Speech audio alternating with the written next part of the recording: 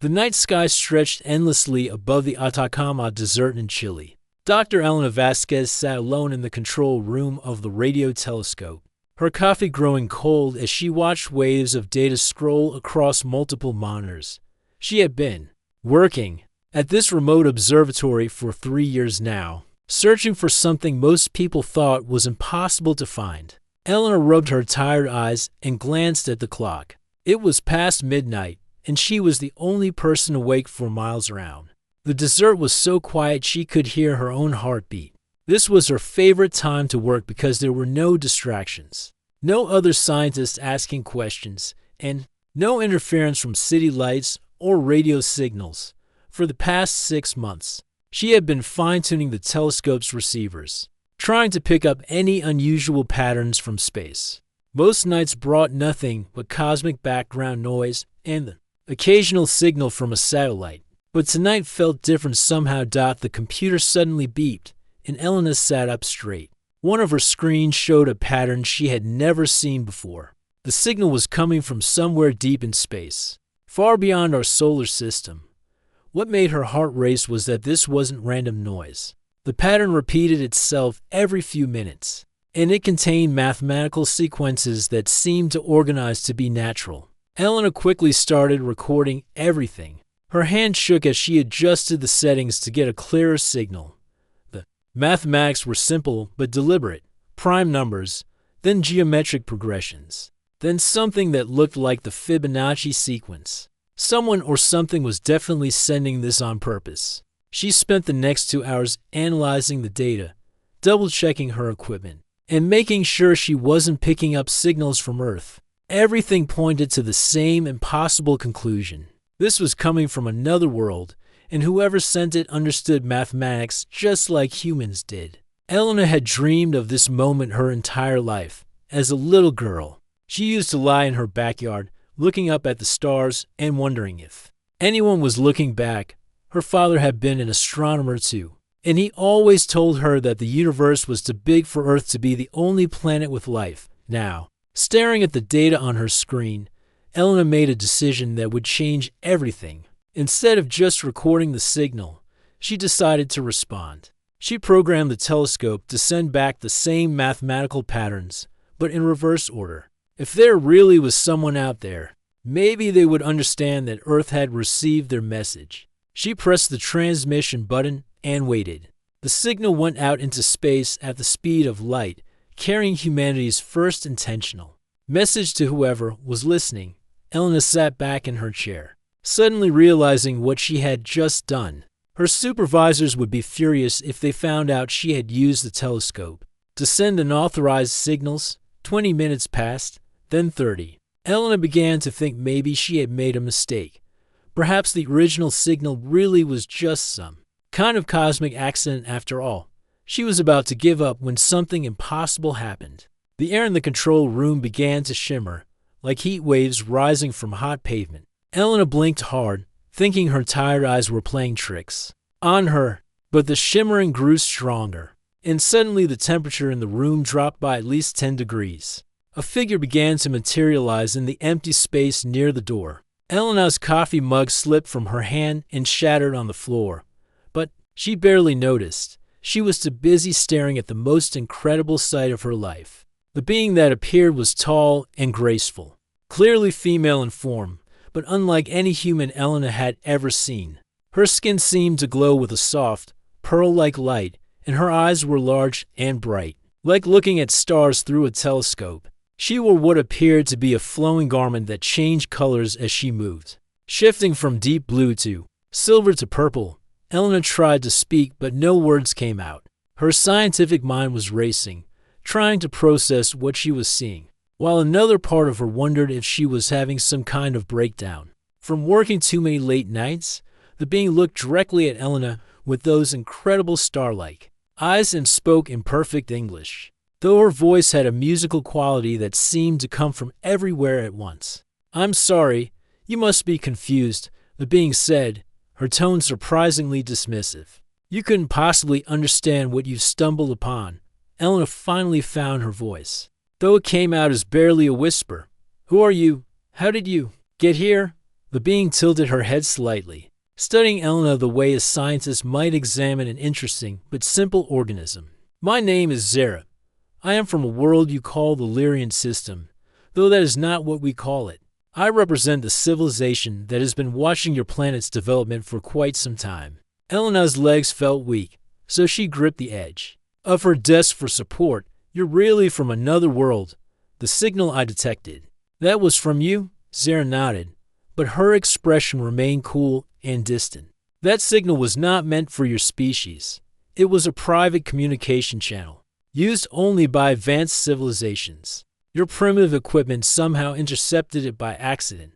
The word primitive stung Elena more than she expected. Here she was, face to face with proof that humanity wasn't alone in the universe. And this incredible being was treating her like a child who had wandered into an adult conversation. Primitive, Elena said, finding some courage. We may not be as advanced as you, but we understand mathematics, science, and the desire to explore the universe. Isn't that what really matters? Zara seemed surprised by Elena's response. For a moment, her distant expression softened slightly. You responded to our signal, she said, as if just realizing this fact. How did you know to reverse the sequence? Elena straightened up, her scientific training kicking in despite the extraordinary circumstances. Any intelligent species would recognize mathematical patterns. Responding with the reverse sequence seemed like the logical way to show that we understood the message was intentional. For the first time since appearing, Zara looked genuinely interested rather than dismissive. She took a step closer to Elena, studying her with those remarkable eyes. Interesting. Most species we encounter either ignore such signals entirely or respond with random noise. Your approach shows actual reasoning. Elena felt a surge of pride for humanity, even though she was terrified and overwhelmed. We may seem primitive to you, but we've been searching for proof that we're not alone for decades. Some of us have dedicated our entire lives to this moment. Zara walked slowly around the control room, examining the equipment with the same expression Elena might use when looking at ancient stone tools in a museum. Your technology is indeed basic, but your persistence is notable. Tell me, human, what is your name, Elena? Dr. Elena Vasquez. I'm a researcher specializing in the search for extraterrestrial intelligence. Elena, Zara repeated, as if testing how the name sounded.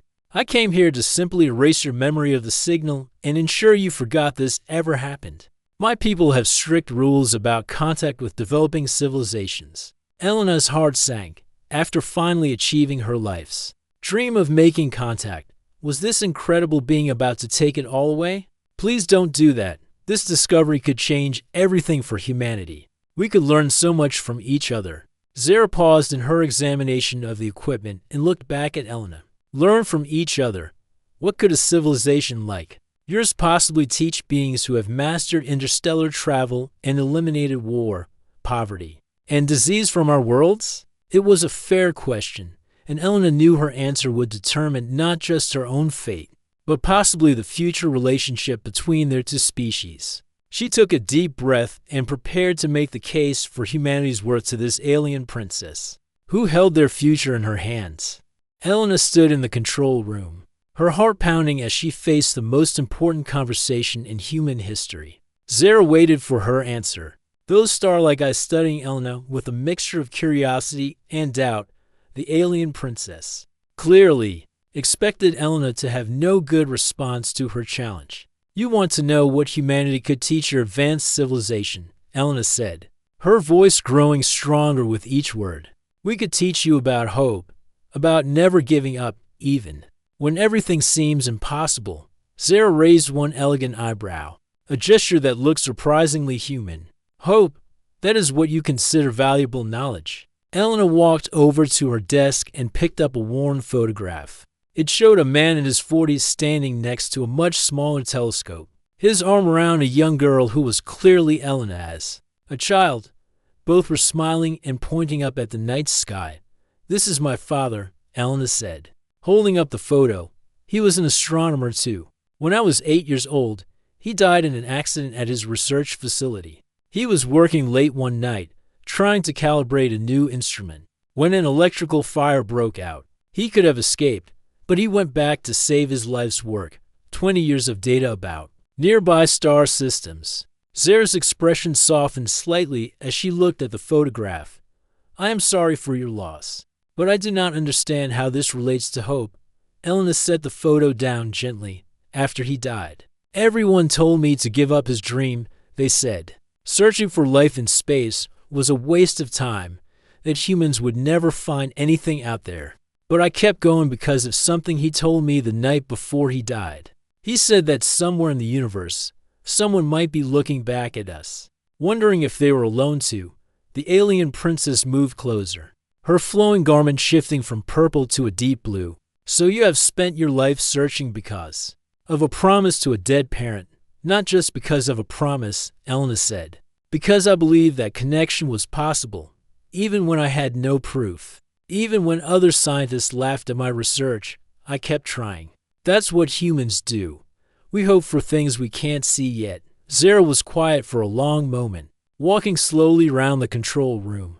My people eliminated hope long ago, she said finally. We found it inefficient. We calculate probabilities and act only on certainties. Elena felt a chill that had nothing to do with the cold air around Zara. You eliminated hope? How is that even possible?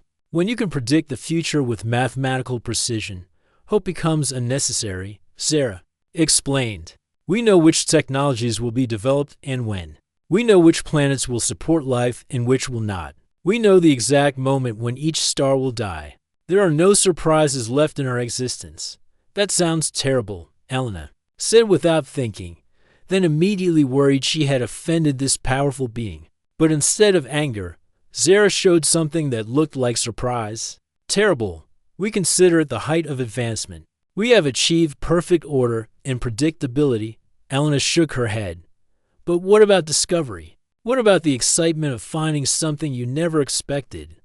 What about the joy of being wrong about something in a wonderful way? Zara paused near the telescope controls, running her fingers over the simple human-made buttons and switches. We have not experienced joy and discovery for over 1,000 of your years. Everything we find is something we already calculated would exist. Then you've lost something precious, Elena said boldly. Tonight, I had no idea you existed. I sent that signal hoping for any kind of response, not knowing if anyone would ever hear it. When you appeared in this room, I felt something your people seem to have forgotten, wonder. The alien princess turned to look at Elena with new attention. Wonder, the feeling you get when the universe shows you something incredible that you never imagined before. The moment when everything you thought you knew suddenly becomes bigger and more amazing. Elena gestured around the control room. I've been searching for proof of life beyond Earth my entire career. Most nights, I find nothing. But I keep looking because I wonder what's out there. Don't you remember what that felt like? Zara was quiet for a long time, her eyes distant as if she was remembering something from long ago. I am a scientist among my people, she said slowly. But our science is different from yours. We simply access the information we need from our vast databases. There's no wondering involved. Elena felt a surge of sympathy for this advanced being who seemed to have everything, but had somehow lost the excitement of learning. Is that why you came here yourself instead of just sending a message to erase my memory? Were you curious about what kind of being could accidentally intercept your signal? Zara's eyes widened slightly. Yes, that is exactly why I came. My people could have handled this remotely, but I wanted to see for myself what had happened. I have not felt curiosity in a very long time. Elena smiled, feeling like she was finally getting through to this remarkable visitor.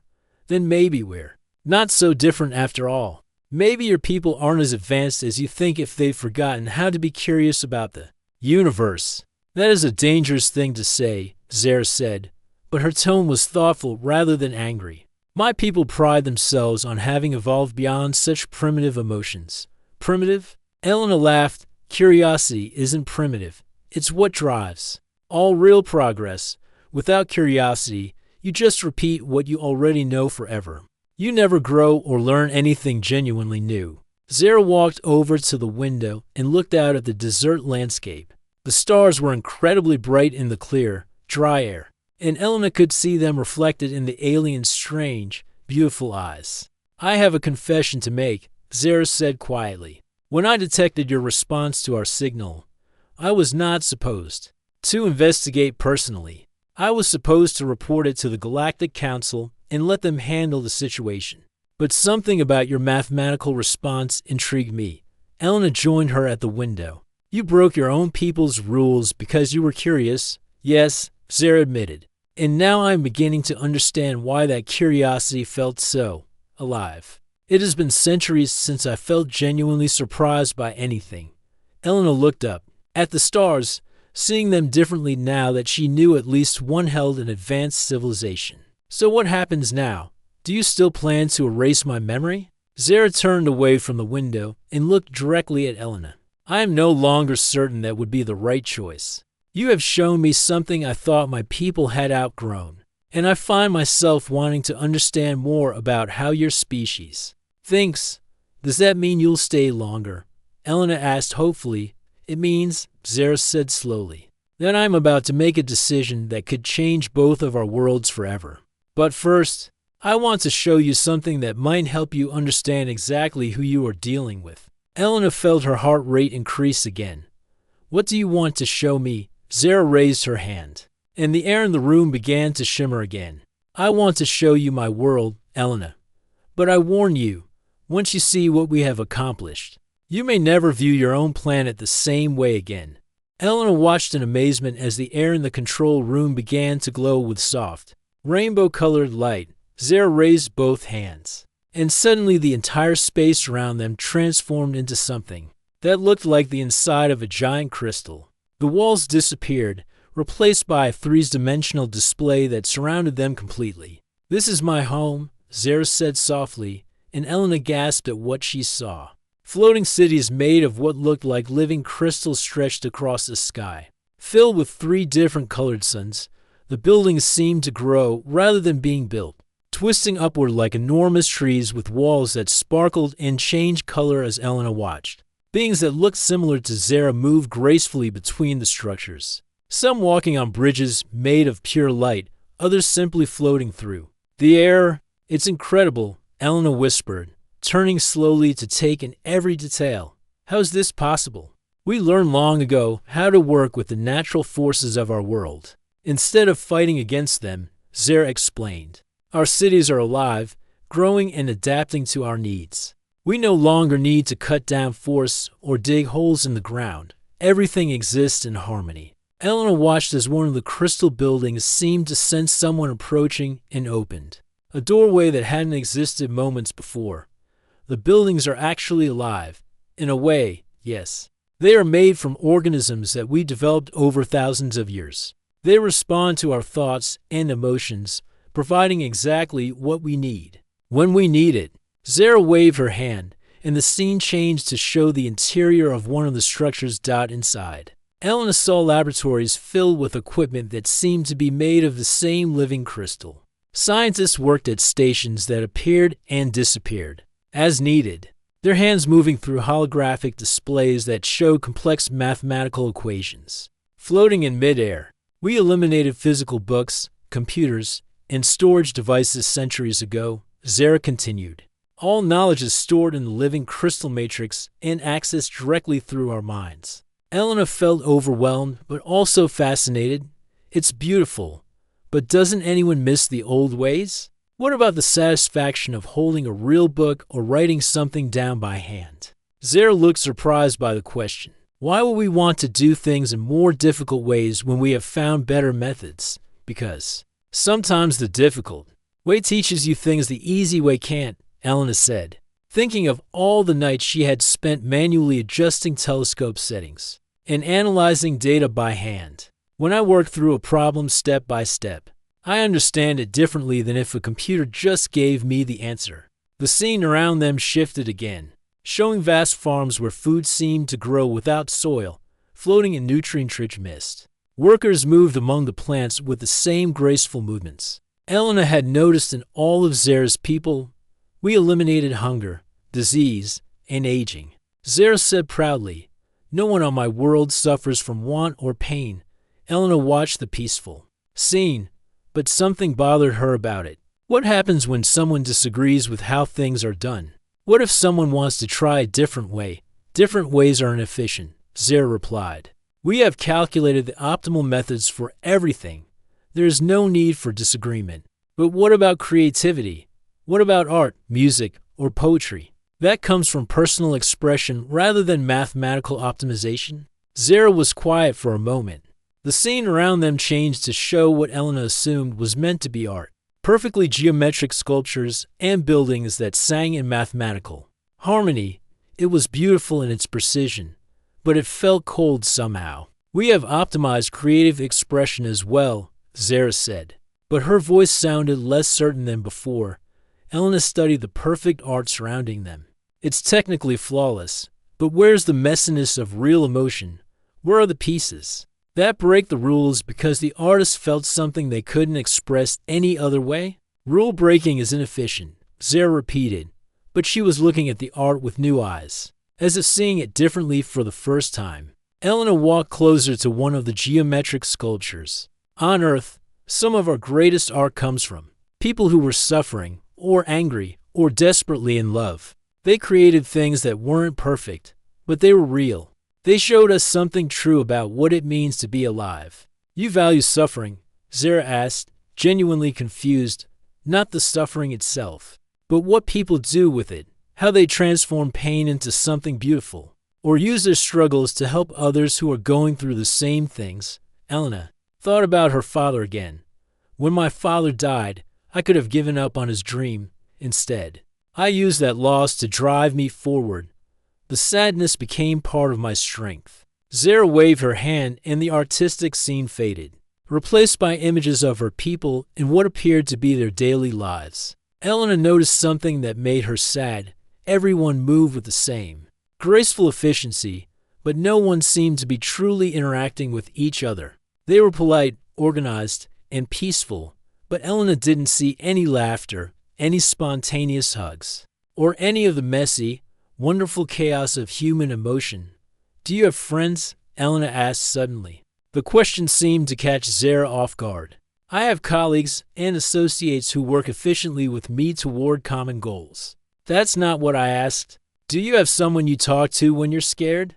Or someone you laugh with when something strikes you as funny? Or someone you just enjoy spending time with for no practical reason? Zara was quiet for a long time, her star-like eyes distant. We eliminated such attachments as inefficient. They led to jealousy, disappointment, and irrational decision-making. Elena felt a wave of sympathy for this advanced being who seemed to have everything but had lost so much. You didn't eliminate the problems, you eliminated the joy too. Yes, friendship can hurt when someone lets you down, but it also gives you strength when you need it most. Is that what you are offering me now? Zara asked quietly. Friendship? Elena smiled. I'm offering you the chance to remember what it feels like to connect with someone, to share ideas not because it's efficient, but because it's exciting. The holographic display around them began to fade, and Elena found herself back in the familiar control room. But something had changed. Zara looked different, less distant, more present somehow. I have not felt excitement in a very long time, Zara admitted. When I first detected your signal, I felt something I did not recognize. Now I understand it was anticipation. What were you anticipating? Elena asked. The possibility of being surprised again, Zara said. The possibility of learning something I could not calculate in advance. Elena heard footsteps in the corridor outside the control room.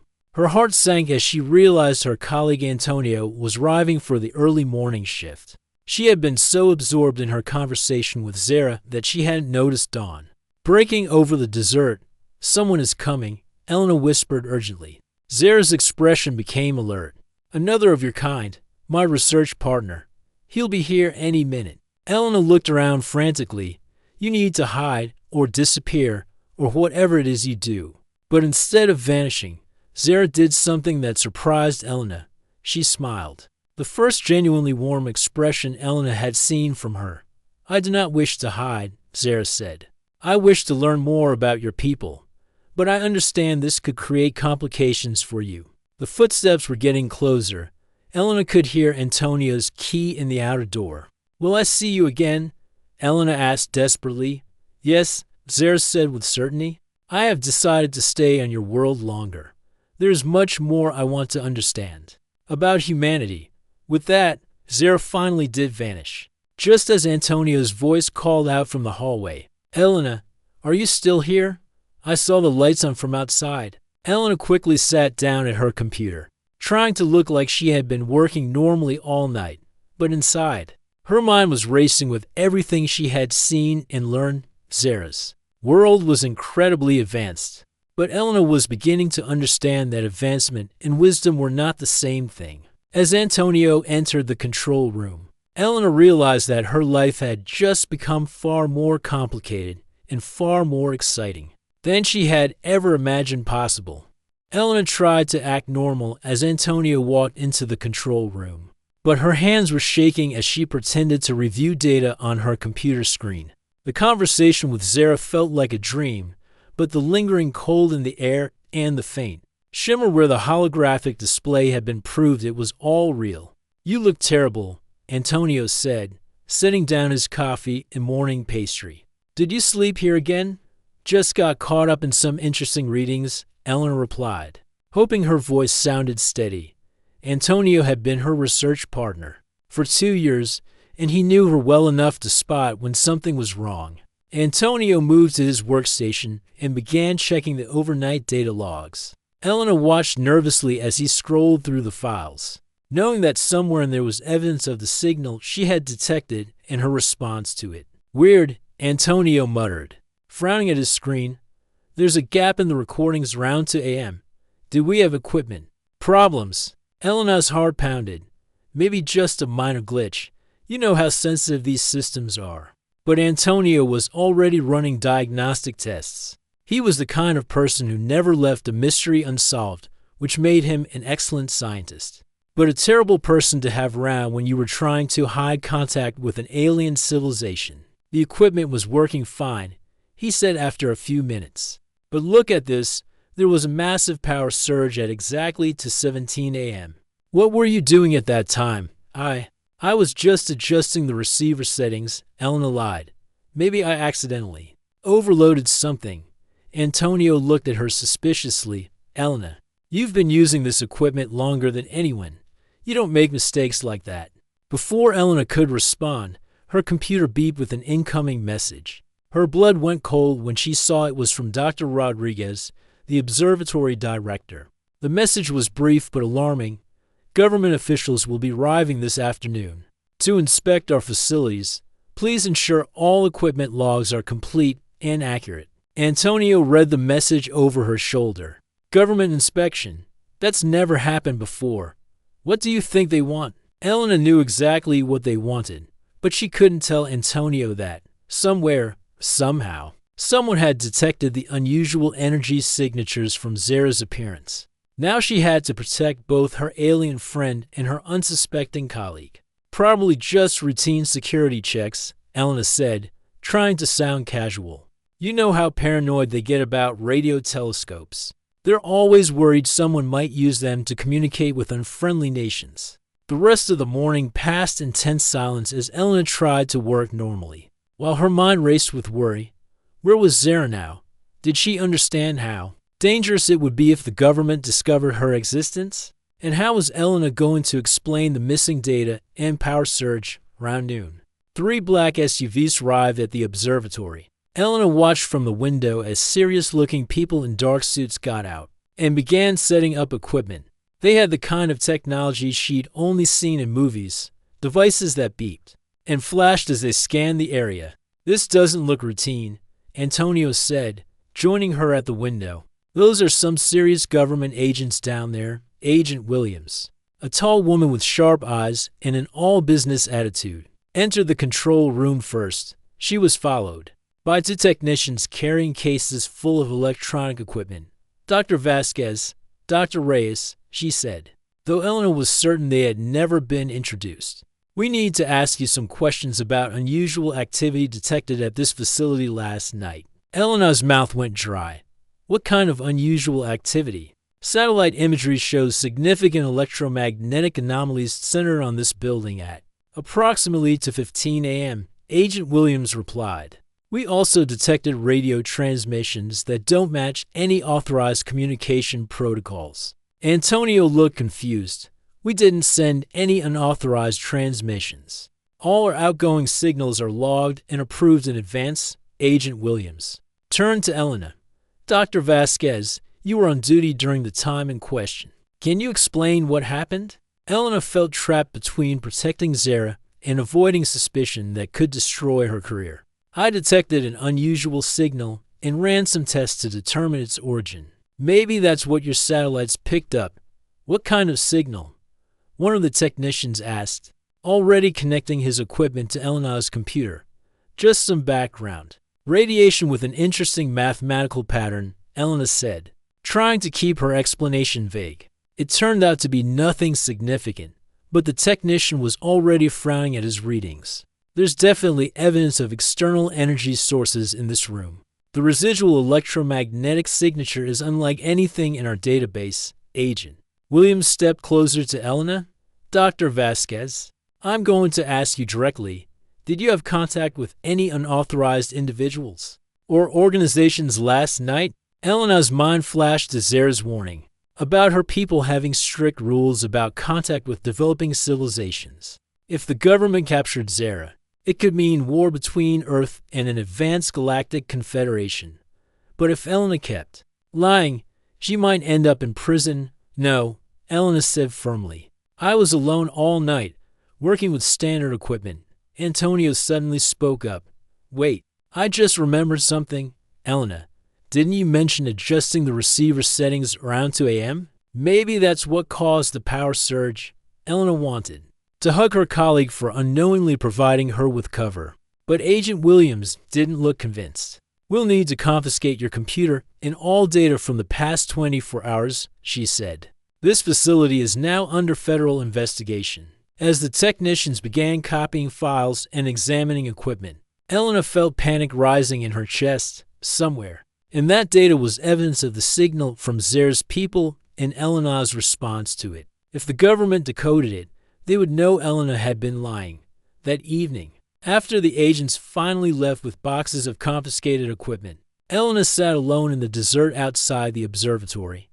The stars were brilliant overhead, and she found herself wondering which one was Zara's home, son. You look troubled. Came a familiar musical voice. Elena spun around to see Zara materializing from the darkness, her skin glowing softly in the starlight.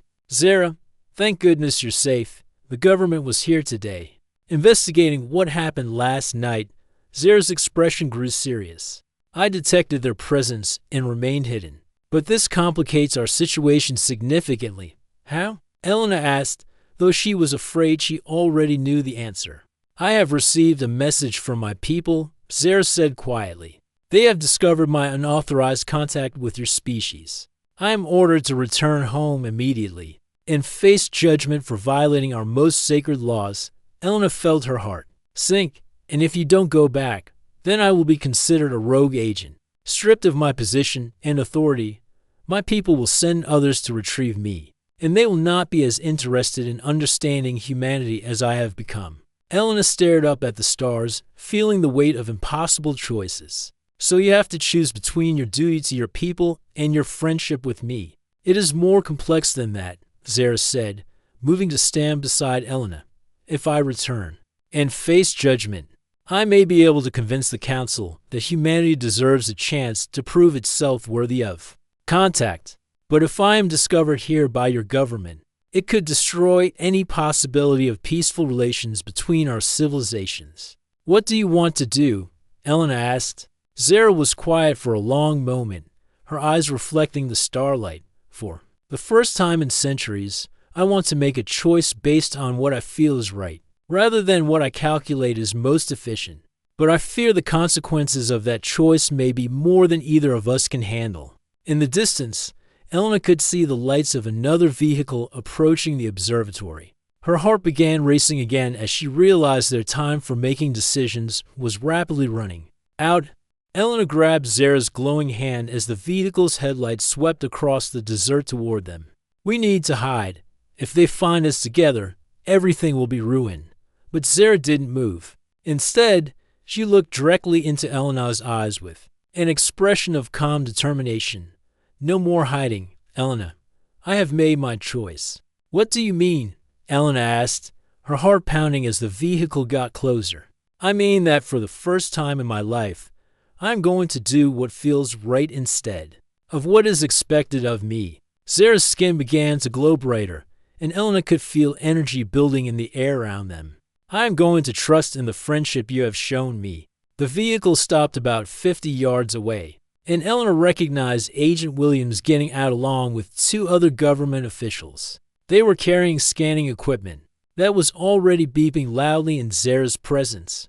Dr. Vasquez, Agent Williams called out. Step away from the unknown entity and move toward us slowly. Elena looked at Zara, who seemed completely unafraid. Despite being surrounded by people who wanted to capture her, what's your plan? To show your people that not all first contact has to end in fear and conflict, Zara replied. But I need you to trust me completely. Elena had spent her entire life dreaming of this moment, official first contact between humanity and an alien civilization. But she had always imagined it happening in a controlled environment with diplomats and scientists, not in the middle of the desert with government agents pointing weapons at her new friend. I trust you, Elena said, and meant it. Zara smiled. That warm expression Elena had only seen once before. Then help me do something that has never been attempted in the history of either of our species. Agent Williams was getting closer, speaking urgently into her radio. Command, we have visual confirmation of an extraterrestrial entity, requesting immediate backup and specialized containment equipment. Zara raised both hands, and suddenly the entire area was filled with soft, multicolored light. But instead of the frightening display of power the agents probably expected, the light felt peaceful and welcoming. People of Earth, Zara said, and somehow her voice carried clearly to everyone present despite the distance. I am Zara of the Lyrian system. I come in peace, seeking understanding between our civilizations. Elena watched Agent Williams and her team freeze in shock.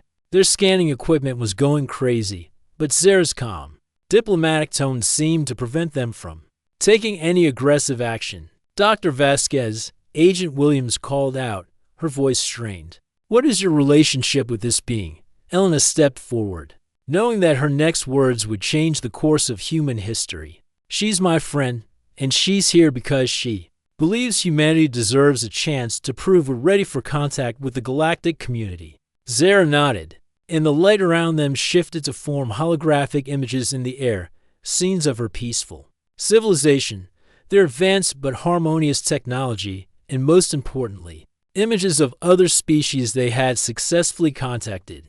Over the centuries, your species is at a crossroads, Zara continued, addressing the agents directly. You have developed the technology to detect our communications, but you have not yet learned to move beyond fear when encountering the unknown. Tonight, you have a choice. Agent Williams lowered her weapon slightly. What kind of choice? You can respond with hostility, as many species do when first contacted. If you do, my people will classify humanity as dangerous and avoid all future contact until you demonstrate significant social evolution. Zara's expression remained calm but serious. Or you can choose to approach this moment with curiosity and hope, as Elena has done. Elena felt a surge of pride at being used as an example of humanity's potential. She's not here to invade or harm anyone. She's a scientist, just like me. She wants to learn about us the same way we want to learn about her. Agent Williams was quiet for a long moment, clearly receiving instructions through her earpiece. Finally, she spoke. My superiors want to bring you in for questioning. I understand their caution, Zara replied, but I cannot allow myself to be captured or contained. If your government tries to hold me against my will, my people will interpret it as an act of war. Elena stepped between Zara and the agents. There has to be another way. Can't we arrange some kind of peaceful meeting? Official contact that doesn't involve anyone being captured or threatened? Zara's eyes lit up with what Elena now recognized as excitement.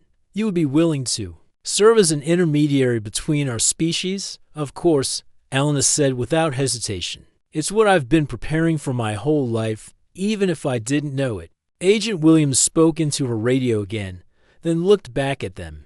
My superiors are willing to arrange a formal meeting, but it would have to be under strict security. Protocols, acceptable, Zara agreed, but I have conditions. Elena must be present as humanity's representative in all discussions, and I will only meet with your leaders if they come with genuine interest in peaceful cooperation, not fear-based hostility.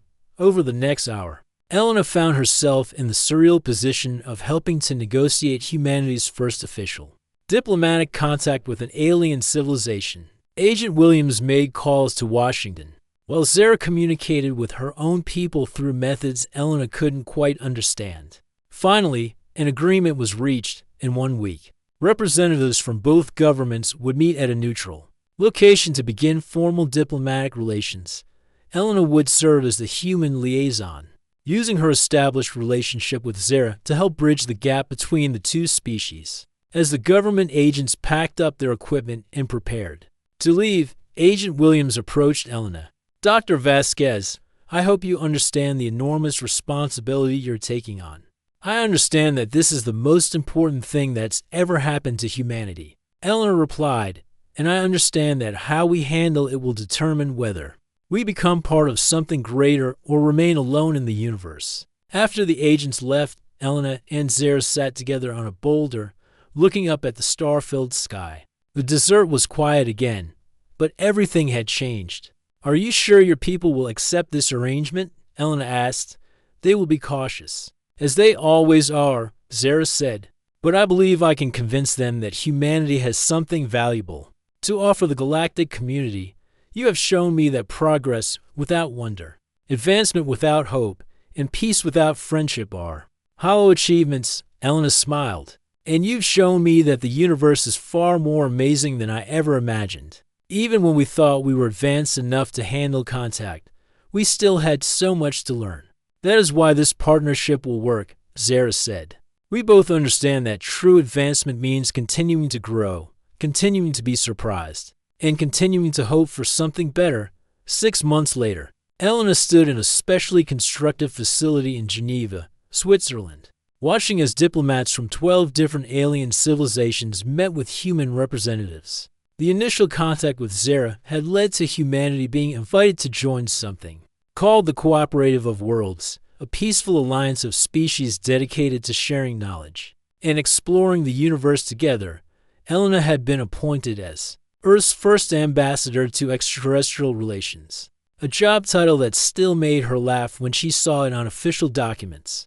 But the work was exactly what she had always dreamed of doing, building bridges between worlds and helping humanity take its first steps into a larger universe. As she watched Zara explaining advanced clean energy technology to a group of fascinated Earth scientists, Elena realized that her father had been right all those years ago. Someone had been looking back at Earth from among the stars, wondering if they were a lone dot, and now, thanks to curiosity, hope, and an unexpected friendship between two scientists from different worlds, neither species would ever be alone again. The universe had become a much more welcoming place, filled with friends Elena was only just beginning to meet.